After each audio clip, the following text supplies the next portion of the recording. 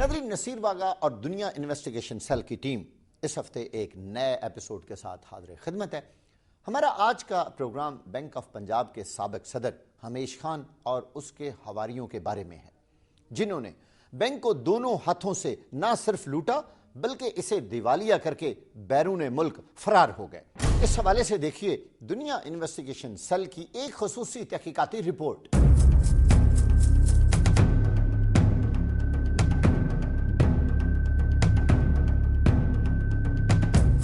Bank of Punjab 1999 میں the bank of Punjab act 1999 کے تحت قائم ہوا۔ پاکستانی بینکنگ کی تاریخ کا سب سے بڑا مالیاتی سکینڈل جس نے بینک آف پنجاب کو دیوالیہ ہونے کے قریب تر کر دیا۔ بینک کے صدر ہمیش خان اور بینک کے ہی چند اعلیٰ ترین عہدیداروں نے اہم کردار ادا کیا۔ ہمیش خان ہو یا کوئی اور ہو، جس نے بھی قوم کا پیسہ لوٹا ہے اس سے واپس لینا چاہیے، وہ دے گا نہیں، اس سے لینا چاہیے۔ پنجاب بینک کے اصول و قواعد و ضوابط ہیں، ان کے اتنے سخت ہیں کہ اس میں کوئی پیسہ نکال نہیں سکتا، لیکن جب نکالے گئے ہیں تو اس وقت اسٹیٹ بینک جو ہے اس وقت سویا ہوا تھا۔ بینک کے سابق صدر ہمیش خان نے ابتدائی تعلیم ایچسن کالج سے حاصل کی۔ وہ بنیادی طور پر گریڈ 3 میں بینک آف پنجاب میں پروٹوکول آفیسر کے طور پر بھرتی ہوا۔ حقائق یہ ظاہر کرتے ہیں کہ ہمیش خان کی بحیثیت مینیجنگ ڈائریکٹر تقرری کی منظوری سابق وزیر اعلیٰ پنجاب نے دی تھی۔ ہمیش خان نے جو اتنا بڑا 9 ارب کا فراڈ کیا، یہ اکیلے ممکن ہی نہیں تھا، تا وقتے کہ ان کو اس وقت کی سیاسی قیادت جو کہ بڑے عہدوں پر براجمان تھی کہ آشیرواد حاصل نہ ہوتی۔ ہمیش خان صاحب نے نہ صرف ملک کے ساتھ فراڈ کیا بلکہ انہوں نے اپنے عزیزوں اقارب کی زندگی بھی مشکل بنا دی تھی۔ اب وہ اگر خود کو معصوم ثابت کرنا چاہتے ہیں تو وہ عدالتوں کا سامنا کریں۔ بینک کی لوٹ مار اس انداز میں کی گئی کہ 9 ارب سے زائد اثاثے واپس ہونے کی امیدیں دم توڑ گئیں۔ کتنی حیران کن بات ہے کہ بینک کا صدر، جس کی سب سے اہم ذمہ داری کریڈٹ رسک مینجمنٹ اور کریڈٹ پروسیس کو شفاف بنانا تھا، مگر یہ کیا ہوا کہ بینک کی اعلیٰ انتظامیہ نے دیمک کی طرح بینک کو ہی چاٹنا شروع کر دیا۔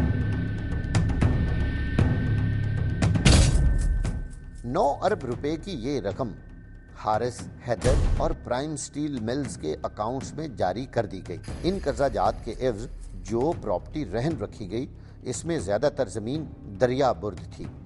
سب سے دلچسپ پہلو تو یہ ہے کہ صرف حارث سٹیل مل کا کچھ وجود باقی تھا، جبکہ حیدر اور پرائم سٹیل ملز صرف کاغذوں میں ظاہر کی گئیں۔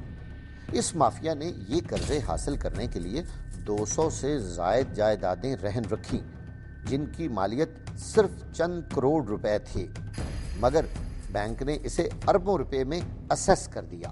ہمیش خان کا نام جب ایگزٹ کنٹرول لسٹ میں تھا تو وہ ملک سے کیسے بھاگ گیا، اور اس کے پیچھے کون کون لوگ ہیں، کن لوگوں نے ان کو بھگوایا یہاں سے؟ ہمیش خان کو چاہیے کہ وہ پاکستان میں آئے اور اس کے بعد عدالتوں کا سامنا کرے، اور عدالتیں جو فیصلہ دیں اس کے آگے اگر وہ بری ہو جاتا ہے تو پھر ٹھیک ہے، اور اگر عدالت اس کو سزا دیتی ہے تو اسے سزا کا حوصلہ رکھنا چاہیے۔ حارث گروپ 2004 سے 2006 کے درمیان بینک آف پنجاب میں اپنے پنجے گاڑتا رہا اور بینک کی 2 بڑی برانچوں توفیل روڈ اور ڈیوس روڈ لاہور میں جعلی شناختی کارڈز پر 23 اکاؤنٹس کھلوائے، اور یہ اکاؤنٹس مینیجرز اور جنرل مینیجرز کی وساطت سے کھولے گئے۔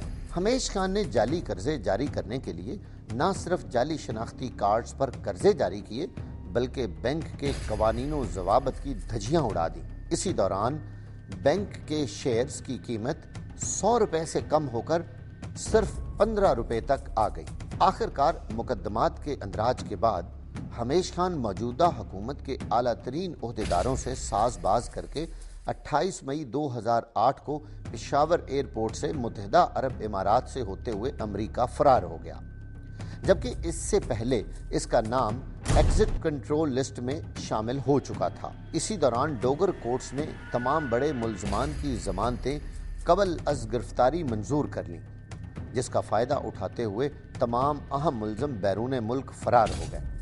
بعد ازاں chief justice of Pakistan Iftikhar Muhammad Chaudhry نے یہ ضمانتیں منسوخ کر دیں، جس کی روشنی میں تحقیقاتی ایجنسیوں نے انٹرپول سے رابطہ کرتے ہوئے ان کے ریڈ وارنٹس جاری کر دیے ہیں۔